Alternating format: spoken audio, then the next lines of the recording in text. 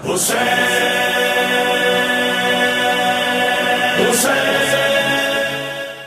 باللہ من الشیطان الرجیم، بسم اللہ الرحمن الرحیم۔ تمام دیکھنے والے اور سننے والوں کو ذیشان اظہر کی جانب سے السلام علیکم۔ پروگرام یاد کربلا میں میں ہوں آپ کا میزبان۔ آج 6 محرم الحرام ہے اور 6 محرم الحرام کے جو واقعات اور جو بھی کرب و بلا میں چیزیں تو سامنے ہوئیں وہ تو ہم بیان کر رہے ہیں، لیکن پروگرام کا بیسک مقصد یہی کہ جو آج کی دنیا میں جو آج کی جنریشن ہے اس کے ذہن میں کچھ سوالات ایسے اٹھتے ہیں کہ جن کے جوابات دینا بہت زیادہ ضروری ہے۔ اور جس طریقے سے ٹیکنالوجی کی ہم نے کل بات کی کہ ٹیکنالوجی کی دنیا میں ہم گم سے ہو گئے ہیں اور اپنے اصل کو ہم بھول چکے ہیں، تو آج اس اصل کو واپس لے کر آنا ہے، کیونکہ جب ہم دنیا سے جائیں گے تو صرف نامہ اعمال اپنے ساتھ لے جائیں گے، نہ ہی کوئی شہرت ہوگی۔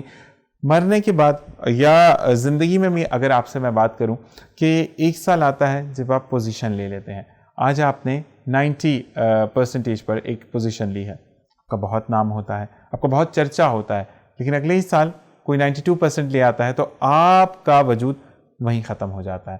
لیکن جب آپ دنیا میں اچھے کرم کر کے، اپنا اچھا اخلاق رکھ کر، دوسروں کی مدد کر کر، اور زندگی میں آپ یہ سمجھ کر کہ مجھے واپس تو سرب کے پاس جانا ہے، تو مجھے بہتر انداز میں زندگی گزارنی ہے، اور جو سبق ہمیں کرب و بلا دے کر گیا اس کو اپنی زندگی کی گرہ کے ساتھ باندھ لینا ہے، تو زندگی میں آپ کبھی بھی فیل نہیں ہوتے، یا آپ یہ کہا جائے کہ زندگی کے میدان میں آپ کبھی ہارتے نہیں ہیں۔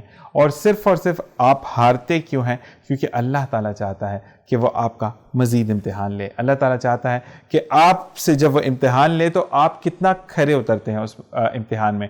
تو بس یہی سارے معاملات ہیں، اگر زندگی کو ہم بہتر طریقے سے سمجھنے لگ جائیں تو زندگی نہایت ہی آسان ہو جاتی ہے۔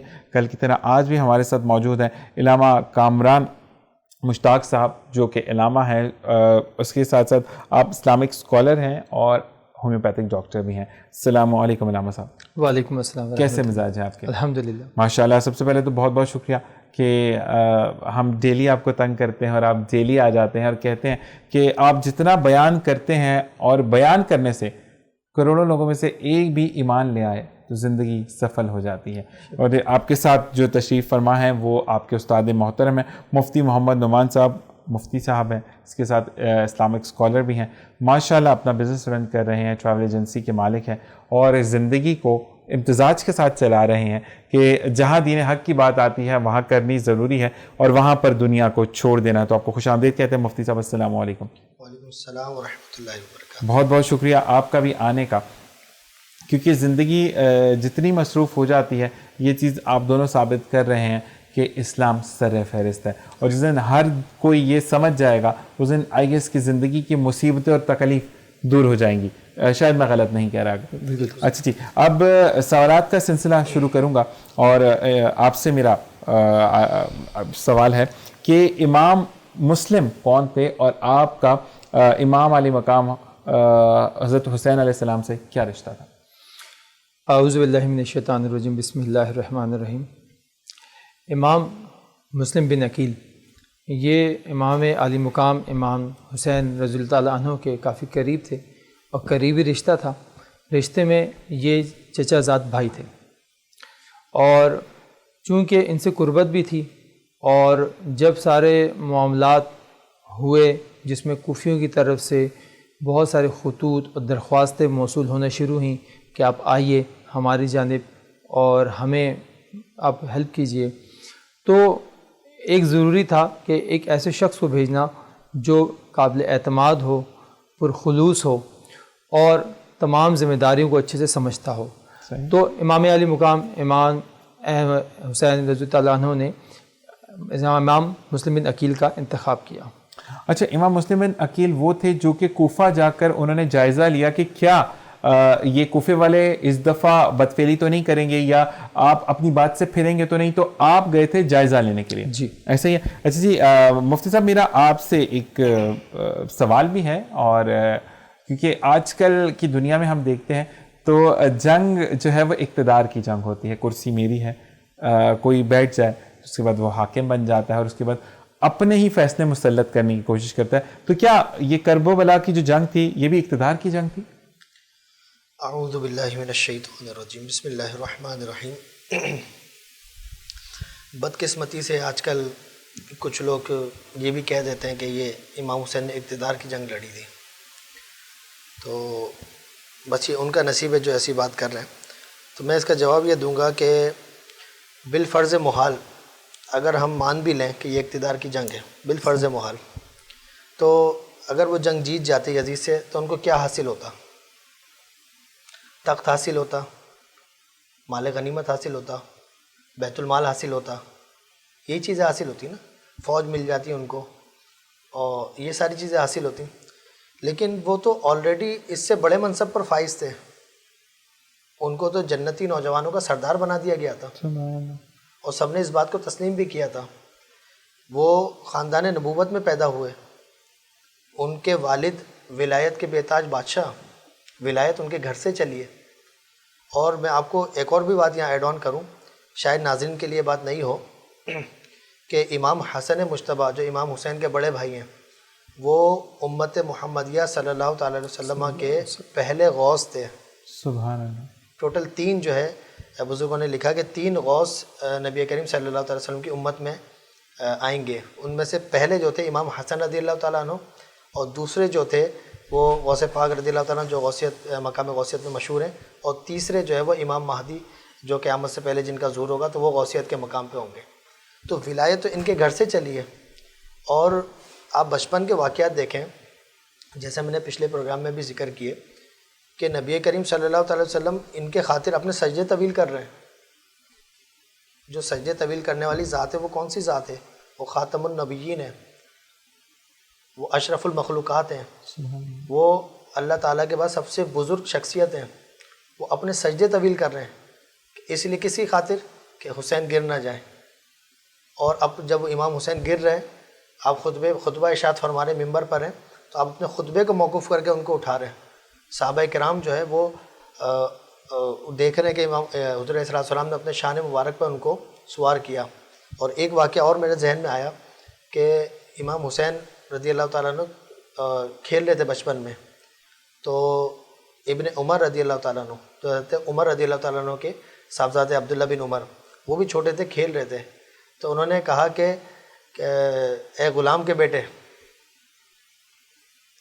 حضرت امام حسین نے عبداللہ ابن عمر سے کہا کہ اے ہمارے غلام کے بیٹے. تو انہوں نے جا کے ان کو تھوڑا سا فیل ہوا، وہ بھی بچے تھے، تو انہوں نے اپنے والد حضرت عمر فاروق رضی اللہ تعالیٰ عنہ سے کہا کہ مجھے حسین بن علی نے یہ کہا ہے. تو قربان جائے عمر فاروق رضی اللہ تعالیٰ عنہ پہ، وہ کہتے ہیں کہ ان سے لکھوا لو. سبحان اللہ. یہ تو ہماری سند ہے. سبحان اللہ. سبحان اللہ. تو یہ صحابہ کی ایسے جلیل القدر صحابی، وہ اتنا VIP پروٹوکول دے رہے ہیں، اور ان کی بزرگی کہاں مشہور نہیں تھی. تو اگر بالفرض محال ہم مان بھی لیں کہ یہ اقتدار کی جنگ لڑی، تو وہ کیوں لڑیں گے اقتدار کی جنگ؟ ان کو جو اس جنگ کے جیتنے کے بعد جو چیز حاصل ہوتی، اس سے اعلیٰ درجے پر تو وہ فائز تھے آلریڈی، اعلیٰ مناصب ان کے پاس تھے، سب چیزیں تھیں ان کے پاس. تو لاجیکلی بھی یہ سمجھ میں نہیں آتا کہ انہوں نے اقتدار کی جنگ لڑی، بلکہ ساری باتوں کا جائزہ لیں، روایات کا اور لاجکس کا، تو یہی بات سامنے آتی ہے کہ یہ جنگ صرف للہیت کے لیے تھی، یہ اللہ کے لیے تھی. سبحان اللہ. سبحان اللہ. اور اس سے ایک واقعہ میرے بھی ذہن میں ہے، اگر میں کچھ غلط ہو رہا ہوں تو میں معافی چاہوں گا آپ سے بھی، کہ امام حسن اور حسین نے کچھ ڈرا کیا تھا یا کچھ لکھا تھا، تو انہوں نے کہا تھا کہ اس کا فیصلہ کریں کہ کون زیادہ بہتر لکھ کر لایا ہے یا بنا کر لایا. تو مجھے کیا بولا جا رہا ہے؟ تختی کس کی اچھی ہے. تھینک یو رمیز بھائی، کہ تختی کس کی اچھی ہے. تو جب آپ حضرت علی کے پاس گئے تو آپ نے بھی کہا کہ نانا جی سے پوچھیں. تو اس طریقے سے سلسلہ چلتا رہا. نانا جی جو تھے وہ نہ اگر امام حسین کو بولتے ہیں تو امام حسن کا دل ٹوٹتا ہے، اور وہ اگر امام حسن کو اچھا بولتے تو امام حسین. اس طریقے سے اب وہ کشمکش میں تھے کہ کیا کیا جائے. تو نبی کریم صلی اللہ علیہ وسلم نے ایک سیب لیا اور آپ نے ہوا میں اچھالا اور کہا کہ یہ جس کے کوٹ میں گرے گا، یعنی جس کی سمت یہ سیب گرے گا وہ فاتح قرار پائے گا. اور چنانچہ قدرت نے بھی دیکھیں کیا فیصلہ کیا کہ جب آپ نے سیب اچھالا تو 2 ٹکڑے ہو کر دونوں کی طرف آ کر گرا. تو جس سے قدرت کہتے ہیں نا کہ جن کو جدا نہیں کر سکتی، یا جن کے لیے قدرت اپنا کہتے ہیں کہ اگر آپ سکہ اچھالتے تو وہ ایک ہی ہو کر گرتا ہے، جو پریزنٹ دور میں بھی کیا جاتا ہے، جس کو آپ کہتے ہیں نا ٹاس کہتے ہیں. تو قدرت نے بھی سیب کے 2 ٹکڑے کر دیے. تو بس یہی والی چیز کہ جو لوگ ان عناصر کہیں گے یا کیا کہنا بہترین ورڈ ہوگا کہ جو ان فضول سے لاجک میں جو آپ چلے گئے ہیں تو نعوذ باللہ ہم کہیں گناہگار نہ ہو جائیں اور ہم جنت کی ان رستوں سے محروم نہ ہو جائیں، کیونکہ نبی کریم صلی اللہ علیہ وآلہ وسلم کے امتی ہونے سے ہمیں یہ شرف تو حاصل ہے کہ جب ہماری سزائیں مکمل ہو جائیں گی، ہمارا جب حساب کتاب مکمل ہو جائے گا، جو ہمیں اللہ تعالیٰ نے ہر سزا سے بچائے، لیکن اس کے بعد فائنل ڈیسٹینیشن ہماری جنت ہے۔ تو اللہ تعالیٰ ہمیں جو ہے وہ اچھے کرم کرنے کی توفیق عطا فرمائے۔ اسی کے ساتھ میں آپ سے مولانا صاحب آپ سے پوچھوں گا کہ امام مسلم جب آپ کوفے کی طرف گئے تو آپ کے 2 بچے بھی آپ کے ساتھ تھے، تو اس واقعے پہ بھی تھوڑی سی روشنی ڈالیے گا۔ جی، جب امام مسلم کوفہ گئے تو ان کے ساتھ ان کے 2 بچے بھی تھے جو چھوٹے کم سن تھے۔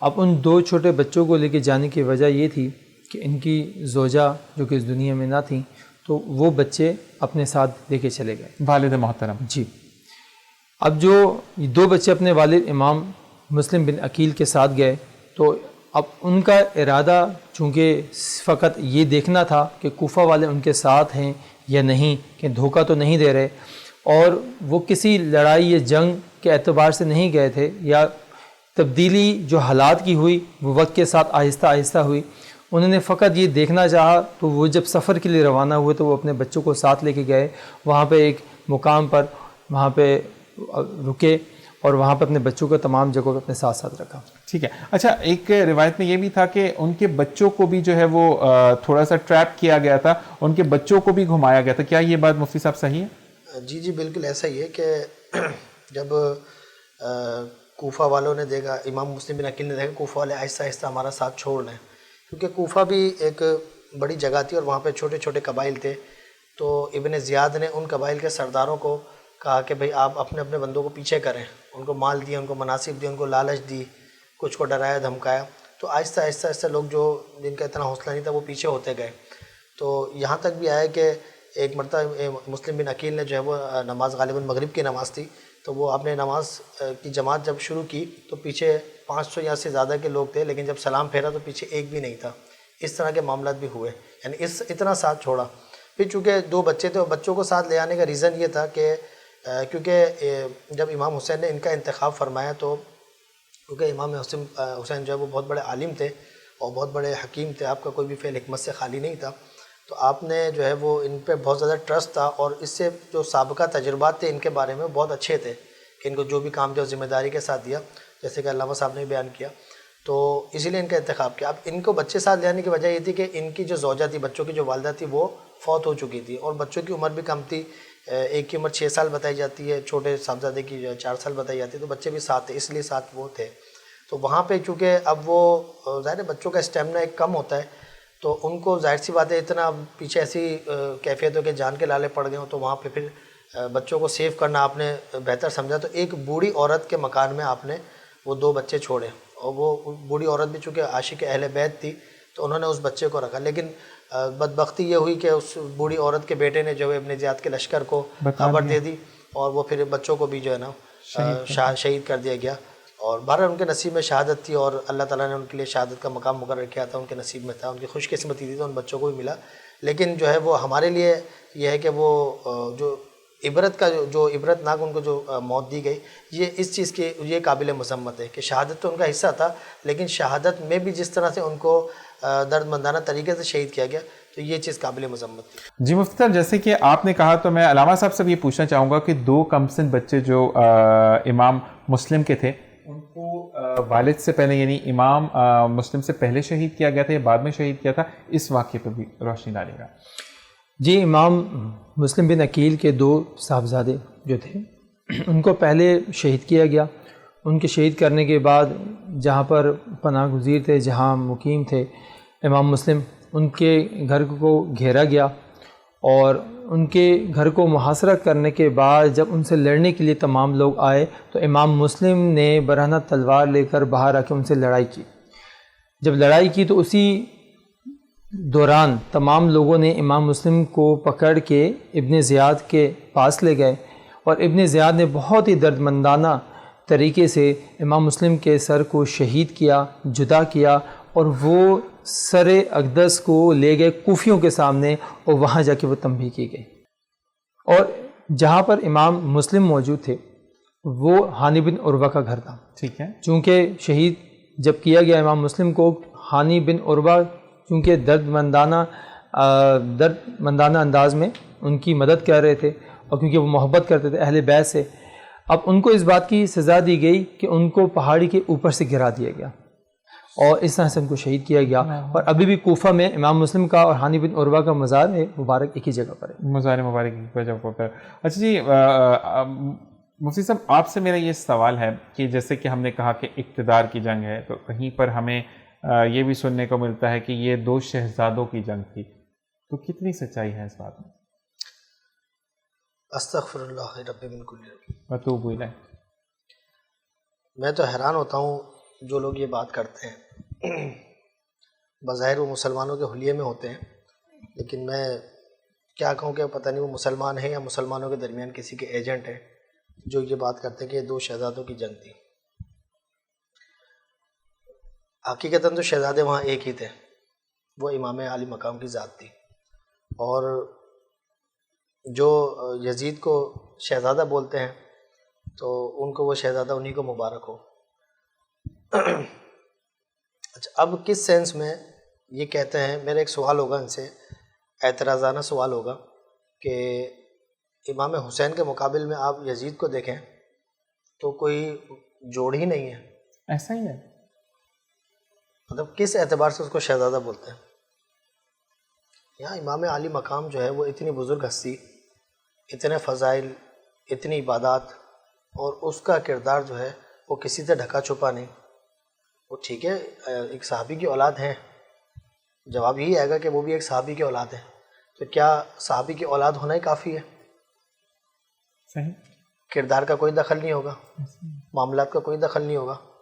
تو اگر صرف منصب کو دیکھیں تو حضرت نوح علیہ السلام کا جو بیٹا تھا تو وہ بھی عذاب کا شکار ہوا. اگر منصب ہی، اگر نسب ہی جو ہے وہ نجات کا ذریعہ ہوتا تو پھر اسے کیوں نہیں ملا نجات؟ حضرت نوح علیہ السلام کے بیٹے کو کیوں نہیں ملی نجات؟ تو صرف نسب نہیں دیکھا جائے گا، نسب تو ٹھیک ہے وہ حضرت امیر معاویہ سے ان کا ثابت ہے، لیکن کیا کردار نہیں دیکھا جائے گا؟ کیا عمل نہیں دیکھا جائے گا کہ جس نے جو ہے نا وہ دنیا کی لالچ میں اہل بیت کے ساتھ کیا کیا؟ اور بلا وجہ جو ہے نا بعض لوگ اس کو فضائل قسطنطنیہ کی جنگ میں اس کو شامل کر دیتے ہیں، حالانکہ وہ کہیں سے شامل نہیں ہو رہا اس میں. تو بڑی عجیب قسم کے لوگ ہیں جو یہ بات کرتے ہیں. بہرحال حقیقت تو یہ ہے کہ شہزادے صرف ایک ہی تھے، اور جن کا ڈنکا آج تک بج رہا ہے اور قیامت تک بجتا رہے گا، وہ امام عالی مقام امام حسین رضی اللہ تعالیٰ عنہ کی ذات مبارک ہے. اور بالکل اگر ہم بات کریں تو ڈفرینس یہاں سے بھی آتا ہے کہ جب بھی امام حسین رضی اللہ تعالیٰ عنہ کا ذکر آتا ہے، ان کی شہادت کا ذکر آتا ہے، یا ہم کسی بھی دن کی محرم کی بات کر لیں، یکم محرم سے لے کر 10 جب آپ نے جام شہادت نوش پائی، تو آپ کے دل میں ایک دکھ سا، ایک درد سا ہوتا ہے کہ کس طریقے سے ان کے ساتھ زیادتیاں کی گئیں. لیکن جہاں ہی یزید کا نام آتا ہے وہیں پر میں آن ایئر تو نہیں کہنا چاہوں گا، لیکن وہ الفاظ جو کہ ایون آپ اپنی فیملی کے ساتھ بھی نہیں شیئر کر سکتے، آپ کا دل اس حد تک گواہی دینے کے لیے تیار ہوتا ہے کہ وہ بدبخت ایسا کہتے ہیں کہ انسانوں کے نام پر دھبا تھا کہ جس نے صرف اور صرف یہ دیکھا کہ میں اور میری ذات. اور آج اس کی قبر دیکھیں کہ کوئی جانا پسند نہیں کرتا. اگر کوئی کہاں پر ہے یہ بھی نہیں پتا، کسی کو نہیں پتا، یہ نہیں پتا. لیکن ایک چیز جو روایت میں نے پڑھی کہ جس وقت یزید کو دفن کیا جا رہا تھا، کیونکہ تھا تو مسلمان، نام کا ہی تھا، لیکن تو اس وقت قبر میں مطلب زمین میں بھی ہلچل تھی کہ کب اندر زمین کولیپ کرے. تو آج بھی وہ مقام جہاں پر سر مبارک رکھا گیا تھا وہاں سے خون، آپ کہیں پر کہتے ہیں نا سوشل میڈیا کا استعمال غلط ہے، تو وہیں پر ٹک ٹاک پر میں نے یہ دیکھا کہ وہاں پر خون آج بھی موجود ہوتا ہے. آج بھی 10 محرم کو یہ لگتا ہے کہ اپنے گھر میں ماتم ہو گیا. تو اللہ تعالیٰ ہمیں اپنا پیروکار بنائے، اور اللہ تعالیٰ ہمیں ان تمام چیزوں سے بچائے جس کے اندر ہم یہ مفتی صاحب کہتے ہیں کہ اللہ تعالیٰ کی چھوٹی سی چھوٹی پکڑ بھی نہ ہو.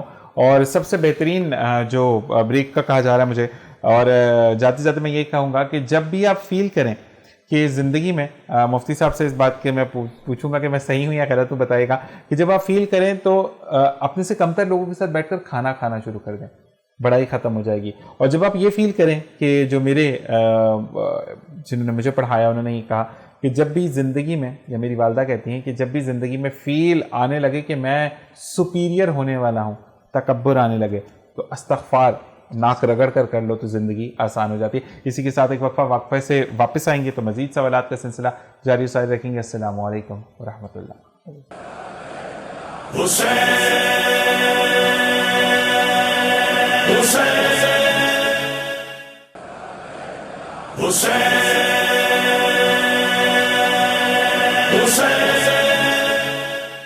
ایک بار پھر آپ کو خوش آمدید کہتے ہیں اس پروگرام میں جس کا نام ہے یاد کربلا. یاد کربلا جب کانسیپٹ شروع ہوا تو ہسٹری تو بتانی آپ کو بہت زیادہ ضروری ہے، اور آج کل سوشل میڈیا، اگر آپ شعور رکھتے ہیں تو سوشل میڈیا پر سب چیزیں آپ کو مل جاتی ہیں، لیکن ہم یہاں پر وہ چھوٹی چھوٹی چیزیں ریکال کرنا چاہتے ہیں کہ آپ کو کانسیپٹ پتہ چلے کہ عالی مقام حضرت حسین رضی اللہ تعالیٰ عنہ نے جب کرب و بلا میں اپنی جان کا نذرانہ دیا صرف اور صرف اسلام کا بال بلند کرنے کے لیے، تو اس کے پس منظر جو چیزیں تھیں وہ آپ تک پہنچانا ضروری ہیں. تو میں مولانا صاحب سے یہ پوچھنا چاہوں گا کہ 2-3 باتیں جو میں چاہوں گا کہ آپ جامعہ اس کا آنسر کر دیں. ایک تو میں سنی مسلک سے آپ سے پوچھ رہا ہوں، اہل سنت میں ہمیں کیا اس کی تعلیمات ملتی ہیں کہ ایک جو فقیر بنا دیتے ہیں بچے کو، وہ گھر گھر جا کر مانگتا ہے اور پھر اس کی نیاز دی جاتی ہے. دوسرا جو تعزیے بنائے جاتے ہیں، کیا یہ شرعاً ہمیں اس کا حکم دیا گیا ہے؟ کیونکہ جہاں تک اہل سنت کی اگر میں بات کروں تو ہمارے یہاں عورت اور مرد کو اکٹھا ہونے کا اجازت نہیں ہے، عورت کے لیے پردہ بہت زیادہ لازم ہے. تو وہاں پر جب تعزیے آتے ہیں تو پھر اس کو ہاتھ لگانے کے لیے عورتیں بھی آگے ہوتی ہیں. تو اس کے پیچھے کیا کانسیپٹ ہے؟ تھوڑا سا اس کو ایکسپلین کیجیے گا. پھر جو نیاز جو ہے وہ ضرور کھائیں، اگر نہیں کھائی تو مرادیں پوری نہیں ہوں گی، یہ اکثر سننے کو ملتا ہے. تو ذرا یہ بتائیے گا. دیکھیں، سب سے پہلے تو آپ نے ذکر کیا، فرسٹ کیا تھا؟ میرا فرسٹ یہ تھا کہ جو بچے کو فقیر بنانا تھا. ٹھیک ہے. سب سے پہلے تو آپ نے ذکر کیا جو امام حسین کا فقیر بنایا جاتا ہے. اب چونکہ یہ اس میں اہل سنت بھی شمار ہو رہے ہیں، کیونکہ کئی دیکھا دیکھی اہل سنت بھی اس میں شامل ہو رہی ہو، کئی لوگ افراد اس میں معاونت بنتے جا رہے ہیں. دیکھیں، شریعت نے ان تمام چیزوں سے ہمیں احتیاط برتنے کا کہا ہے، کیونکہ جب بھی ہم کوئی کام کرتے ہیں کوئی بھی، تو ہم سب سے پہلے تو یہ دیکھتے ہیں کہ کیا شریعت نے منع کیا ہے یا نہیں. اگر ہمیں براہ راست شریعت نے منع نہیں کیا تو پھر ہم یہ دیکھتے ہیں کہ اس چیز کا نفع ہمیں دین میں ہے یا دنیا میں، یعنی کہ آخرت میں اس کا نفع ہوگا یا دنیا میں ہوگا. تو یہ تمام چیزیں ایسی ہیں جن کا ہمیں شریعت میں کئی مقامات پہ منع کرتی ہے، اور کئی مقامات پہ ایسا ہے کہ منع تو نہیں کرتی، لیکن ان خرافات میں اتنا اضافہ کر دیا گیا ہے کہ وہ اب گناہ کی طرف بھی لے کے جاتا ہے. مثال کے طور پہ آپ نے پہلے ذکر کیا فقیر بنانے کا. اس شریعت میں کوئی ایسی چیز نہیں ہے، ہمیں ایسے کوئی روایت نہیں ملتی کہ جس میں یہ فقیر بنایا گیا ہو یا اس کے کوئی فضائل بیان کیا ہو. ایسا نہیں کرنا چاہیے، اہل سنت کا عقیدہ نہیں ہے، اس میں احتیاط کرنی چاہیے عوام کو. دوسرا آپ نے پوچھا کہ تعزیے کا. دیکھیں، تعزیے جو ہے وہ ابتدا ہوئی تھی، اعلیٰ حضرت فرماتے ہیں کہ ایک بادشاہ جو تیمور لنگ بادشاہ تھا، اس نے یہ ابتدا کی تھی.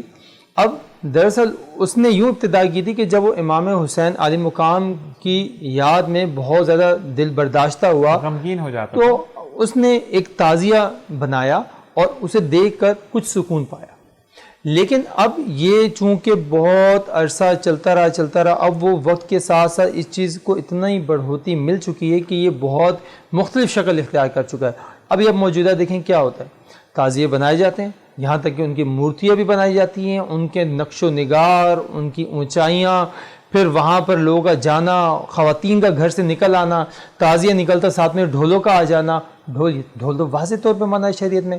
اب یہ تعزیہ نکل رہا ہے، ڈھول نکل رہے، شور شرابہ ہو رہا ہے، ٹریفک جام ہو رہی ہے، ایک مقام پہ جا کے روک دیا جاتا ہے، روکنے کے بعد سارے ٹریفک جام، گاڑیاں نہیں جا سکتی، روک رہے ہیں. اور ایک مقام پہ، ایک کارنر پہ روک کر، مقام پہ روک کے آپ کئی دیر تک وہاں پہ ڈھول بجا رہے ہیں، مجمع جمع کر رہے ہیں، بچے خواتین گھروں سے نکل کے آ کے ان تعزیوں کو دیکھ رہی ہیں. پھر اپنے طور پہ اپنے تئیں اہل سنت کا عقیدہ نہیں ہے کہ تمام معاملات کیے جائے، اپنے طور سے وہ ایک عقیدت کے طور پہ وہ آنا، ان کو چھونا، چیزوں کا دینا، پیسوں کا دینا، نیچے یہ سے سب چیزیں منع ہے۔ تازیوں کے نیچے سے بھی گزارتے تازیوں کے نیچے سے گزریں، بالکل مفتی صاحب نے رشتے جیسے اچھے فرمایا ملیں گے۔ اب تازیوں کے نیچے سے گزریں، آپ کی منتیں پوری ہو جائیں گی، رشتے اچھے ہوں گے، روزگار اچھا ہوگا، بچے بیمار ہیں تو صحتیاب ہو جائیں گے۔ یہ ایسا کوئی کانسیپٹ شریعت نے نہیں دیا، ہمیں اس بہت احتیاط بھی رکھنی چاہیے۔ اہل سنت کا ایسا کوئی عقیدہ نہیں ہے۔ اچھا، اس میں ایک بات ایڈ آن کر دوں کہ کیونکہ آپ نے اہل سنت کے نظریے سے پوچھا تھا، تو ہمارا مخاطب بھی جو ہے وہ اہل سنت کی عوام ہے، بالکل ایسے کہ ہی جو ہم حکم بیان کر رہے ہیں وہ اہل سنت کی عوام سے بالکل بالکل بالکل یہی چیز کہ میں نے پہلے سٹارٹنگ میں کہا کہ اہل سنت کا کیا کانسیپٹ ہے، کیونکہ میں بھی اہل سنت سے ہوں، تو شریعت ہمیں جو بیان کرتی ہے تو ہم اسی چیزوں کو مد نظر رکھتے ہیں آپ کے۔ اچھا جی، ایک چیز اور کہ یہ کہا جاتا ہے کہ اگر کافی جگہ پہ میں نے بھی دیکھا کہ تعزیے نکل رہے ہوتے ہیں، اچھا اگر تمہاری منت پوری ہونے والی ہوئی تو تمہیں یہ لفافہ مل جائے گا کھانے کا، اور اگر نہیں منت پوری ہوئی تو یہ لفافہ نہیں ملے گا، تو اس میں کتنی سچائی ہے؟ دیکھیں، منت بنیادی طور پہ دو طرح کی ہوتی ہے، ایک ہوتی ہے منت شرعی، ایک ہوتی ہے منت عرفی۔ منت شرعی کا مراد یہ ہے کہ جو عبادات کا مغز ہوتی ہیں، جو عبادات بن سکتی ہیں، جیسے کہ نماز یا روزہ، ہم کسی شے کی تمنا جب رکھتے ہیں تو ہم اللہ سے دعا کرتے ہیں کہ یا اللہ اگر میرا یہ کام ہو گیا تو میں اتنی نمازیں ادا کروں گا، 4 نفل ادا کروں گا، یا پھر میں روزہ رکھوں گا، تو یہ منت شرعی ہے، اس کی اجازت ہے۔ لیکن اگر دوسری جانب آئیں کہ جی میں نے اتنی دیگیں کھلانی ہے، میں نے چادریں چڑھانی ہے، یا میں نے اتنا سفر پیدل کرنا ہے، یا فلاں مزار تک میں نے جانا ہے، یا 4 مزارات پہ حاضری دینی ہے، یہ سارے یہ ہے منت عرفی۔ شریعت نے ہمیں جو اجازت دی ہے وہ دی ہے منت شرعی کی۔ اب یہاں تک یہ بات کہ یہ لفافہ یا یہ نیاز یا یہ بریانی یا فلاں چیز مجھے مل جائے گی تو اس بات کی دلیل ہے کہ میری منت پوری ہو جائے گی، ایسا کچھ بھی نہیں، ایسا کچھ بھی نہیں۔ تو مطلب یہ آپ کہنا چاہ رہے ہیں مولانا صاحب کہ اگر آپ منت چاہتے ہیں تو جو آپ کی دسترس میں ہے اس وقت کی موجودہ حالات پہ بھی میں بات کروں گا کہ آپ روزہ مان لیں، آپ نفل مان لیں، آپ یہ کہیں کہ میں 1 ہفتے تک 4 نفل ان نمازوں کے ساتھ جن میں نفل جائز ہے میں پڑھوں گا، وہ جائز ہے، یا اگر میرا یہ کام ہو جائے، میں صاحب حیثیت ہوں تو میں حج بیت اللہ پہ جاؤں گا یا عمرہ ادا کرنے جاؤں گا، تو یہ الاؤڈ ہے؟ جی بالکل، اسی تمام چیزوں کو ہمیں مد نظر رکھنا چاہیے۔ دور حاضر میں لوگوں کو شرعی مسائل معلوم نہیں ہوتے، علم دین وہ سیکھتے نہیں ہیں، ایسے ماحول میں نہیں جاتے، ایسے صاحب علم شخصیات سے وہ رابطے میں نہیں ہوتے، جہاں پہ 2 وقت کا کھانا لوگوں کے لیے مشکل ہے، وہاں پہ فقط ان منتوں کے خاطر وہ لوگوں سے ادھار لے کے ان تمام چیزوں کو پورا کر رہے ہوتے کہ جی میں نے 4 دیگیں مانی تھی، اب ہے تو نہیں، ادھار لیا کیا، وہ ضروری نہیں تھا، وہ گنہگار نہیں ہو رہا تھا اگر وہ نہ کرے، چلے اگر اس نے مان بھی لیا، لیکن یہ منت عرفی تھی، اگر اس کے مان لینے کے بعد وہ چیز پوری ہو بھی گئی تو منت عرفی کا ادا کرنے سے تو وہ کام اگر شریعت منع نہیں کرتی تو بالکل ٹھیک ہے، ویل اینڈ گڈ کر سکتا ہے، لیکن اگر اس کے لیے مشکلات ہیں وہ نہیں کرتا تو گنہگار نہیں ہوگا وہ۔ اچھا، اسی سے مفتی صاحب سے میں ایک سوال کروں گا کہ اگر فرض کریں میں نے ایک منت مانی کہ میرا یہ کام ہو جائے، میں گھر لے لوں اور میں جو ہے وہ عمرہ ادا کروں گا، کیونکہ آپ کو پتہ ہے کہ اکانومی ہماری بہت زیادہ ٹائٹ ایک ماحول چل رہا ہے، تو میں نے گھر لے لیا، گھر لینے کے بعد میں نے قرضے پہ لیا، میں نے قرضہ اتارا جو کہ قرض حسنہ تھا، سود والا نہیں تھا، اب میں نے قرضہ اتارا 3 سال بعد اور میرا انتقال ہو جاتا ہے، تو عمرہ تو میں نے ادا نہیں کیا، تو میرے مرنے کے بعد جو میرے لواحقین ہیں وہ کسی کو عمرہ کرواتے ہیں تو میری وہ منت پوری ہوگی یا میں گناہ گار رہوں گا؟ دیکھیے، آپ کے جواب کی طرف میں بعد میں آتا ہوں، پہلے میں ایک چیز جو علامہ صاحب نے ذکر کی اسی میں ایڈ آن کروں گا کہ منت کا تعلق نا اللہ تعالیٰ سے، بندے کا اور رب سے ہے، تو اس میں عام طور پہ ہمارے ذہن یہ ہوتا ہے کہ ہم شاید کوانٹٹی میں کوئی منت مان لیں گے نا تو ہماری جلدی پوری ہو جائے گی، ایسا ہی ہے، حالانکہ اللہ کی بارگاہ میں کوانٹٹی نہیں دیکھی جاتی، کوالٹی دیکھی جاتی ہے۔ نیت ضروری نہیں ہے کہ آپ 100 نفل ہی مانیں گے تو یہ آپ کو چیز ملے گی، آپ 2 رکعت کی مان لیں، اور یہ بھی شریعت کی تعلیم یہ ہے کہ آپ اپنی طاقت سے زیادہ اپنے اوپر بوجھ نہ ڈالیں۔ سبحان اللہ، صحیح ہے، اگر آپ 2 نفل پڑھ سکتے ہیں آپ 2 نفل کی منت مان لیں، آپ 4 نفل پڑھ سکتے ہیں آپ 4 کی مان لیں۔ اب ہمارے پاس لوگ سوال پوچھتے ہیں، خاص طور خواتین، کہ میں نے 1000 نفل مان لیے تھے اور میرا وہ کام ہو گیا، اب میں 1000 نفل کیسے پڑھوں؟ تو بھائی آپ کو کس نے کہا تھا آپ 1000 نفل مانیں؟ تو یہ اسلام جو ہے نا ہر چیز میں ہمیں تعلیم فراہم کرتا ہے، تو یہ چیز مسائل وغیرہ پہلے سے سیکھنے کی ضرورت ہے۔ تو منت کے کانٹیکس میں اگر بات کریں تو اس میں کوالٹی دیکھی جاتی ہے، کوانٹٹی نہیں دیکھی جاتی۔ اچھا، دوسری بات یہ جیسے آپ نے منت عرفی کا ذکر ہوا، تو منت عرفی کے بارے میں اعلیٰ حضرت نے بھی یہ لکھا، جیسے منت مانی کے کسی کے مزار پہ چادر چڑھا دے، کسی صاحب مزار کے کسی مزار پہ گئے، کہا کہ میرا یہ کام ہو گیا تو میں چادر چڑھا دوں گا، اب بعد میں پیسے نہیں ہیں تو اس پہ کوئی گناہ نہیں ہے، ٹھیک ہے۔ اسی طرح سے اگر ہے تو وہ پوری کر دے تو بہتر ہے، نہ کرے تو بھی کوئی مسئلہ نہیں۔ اسی طرح سے اصل میں عمرہ جو ہے نا، عمرہ ہے عبادت، تو عمرہ عبادت ہے، اگر عبادت کیونکہ وہ فی نفسی عبادت ہے، اس کی منت مان لی تو وہ اگر کام پورا ہو گیا تو وہ واجب ہو جائے گا، تو واجب ہو جائے گا۔ تو اب جب بندے کا انتقال ہوا اور اگر مال وراثت موجود ہے تو پھر اس میں سے ادا کیا جائے گا، اس کے مال میں سے۔ لیکن اگر اس بندے کے پاس مال ہی نہیں ہے، اس نے منت مانی کہ میرا یہ کام ہو گیا اور میں عمرہ ادا کروں گا، پھر اس شخص کا انتقال ہو گیا اور اس کے بعد مال بھی نہیں ہے، تو پھر ورثہ پہ لازم نہیں ہے کہ وہ کسی کو عمرہ کرائیں۔ اچھا، مطلب اللہ تعالیٰ کی طرف سے معافی ہے اس کو، ٹھیک ہے جی۔ اچھا جی، اب آپ سے میرا مفتی صاحب سوال ہے کہ امام حسین اگر یزید کی یہ ہاتھ بیعت کر لیتے تو اس کی کیا نقصانات ہوتے، یا اس وقت کی جو لوگ تھے ان پہ کیا اثر انداز ہوتا، اس کا کیا منفی اثرات مرتب ہوتے؟ دیکھیں، اگر امام حسین یزید کی بیعت کر لیتے تو کیا نقصان ہوتا؟ بات نقصان کی نہیں ہے، بات یہ کہ پھر تو کچھ بھی نہیں رہتا، کہ یہ دو اشخاص کی جنگ نہیں تھی، یا یہ دو قبائل کی جنگ نہیں تھی، بلکہ یہ حق و باطل کی جنگ تھی، یہ نظریات کی جنگ تھی، یہ اللہ کے لیے جنگ تھی۔ اور اللہ نے قرآن میں فرمایا کہ حق آیا اور باطل مٹ گیا، بے شک باطل کو مٹنا ہی تھا۔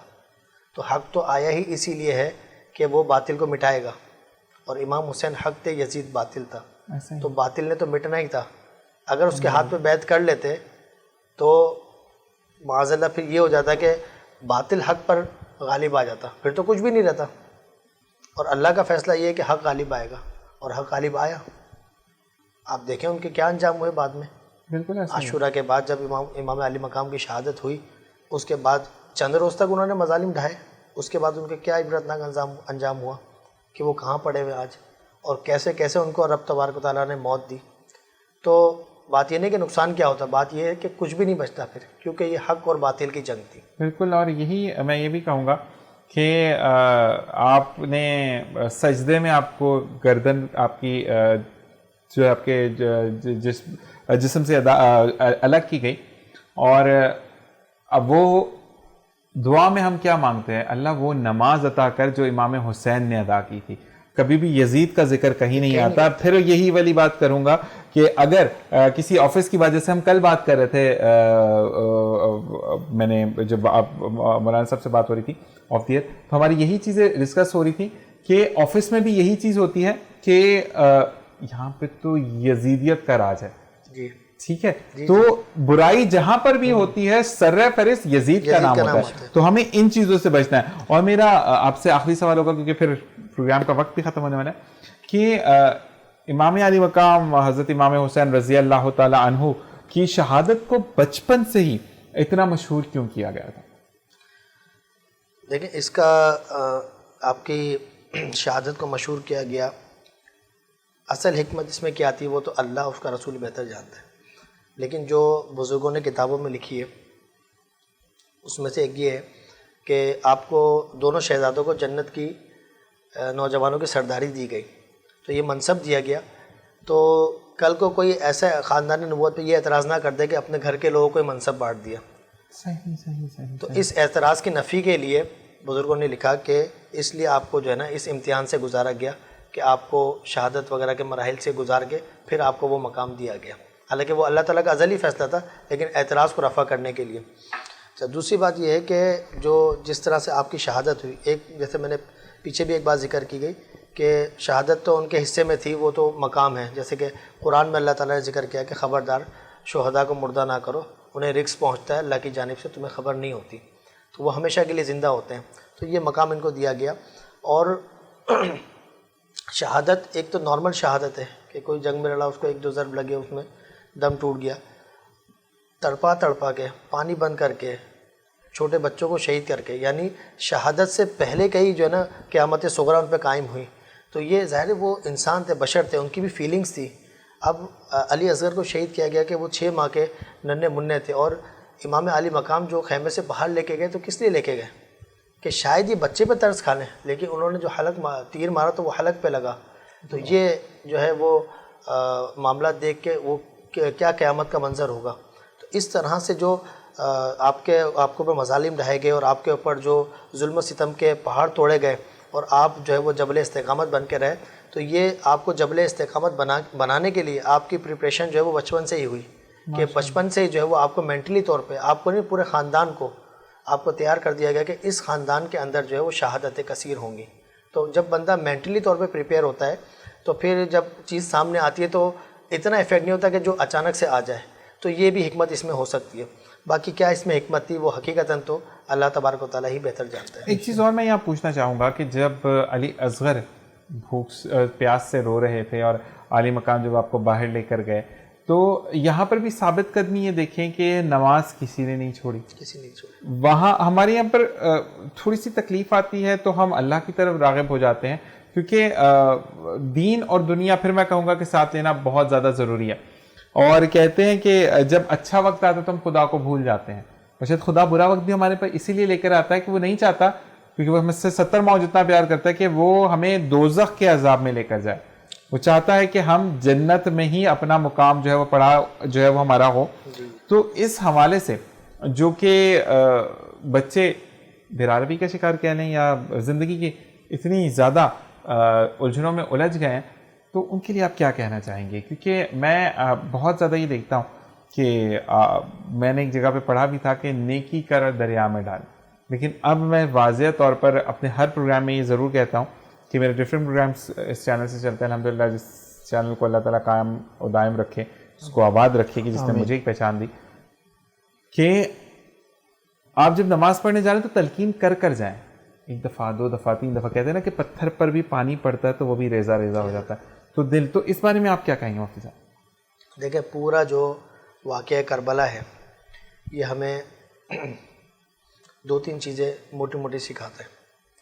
ایک تو یہ کہ جو چیزیں شریعت نے لازم کی ہیں وہ کیسے ہی حالات آ جائیں اس سے انحراف نہیں کرنا، اس پہ قائم رہنا ہے. پھر مشکلات میں صبر اور اللہ کی رضا کو حاصل کرنے میں ثابت قدم رہنا، یہ جو ہے وہ ہمیں پورے واقعہ کربلا سے سیکھنے کو ملتا ہے. اب ہمارے عام طور پہ کم علمی کے باعث مسلمان جب ان پہ کوئی پریشانی آتی ہے تو وہ کہتے ہیں یا پتہ نہیں کون سا ہم سے گناہ ہو گیا.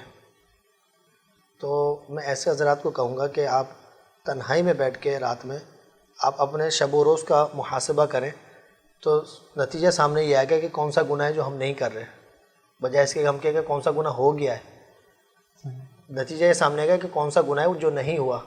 اس کے باوجود بھی رب تبارک و تعالیٰ نے اپنا رزق بند نہیں کیا، سبحان اللہ، آپ کی عزت کو نہیں اچھالا، سبحان اللہ، ٹھیک ہے، آپ کی پردہ پوشی فرمائی، سبحان اللہ، آپ کے اوپر کوئی آفت سماوی نہیں آئی. سبحان اللہ.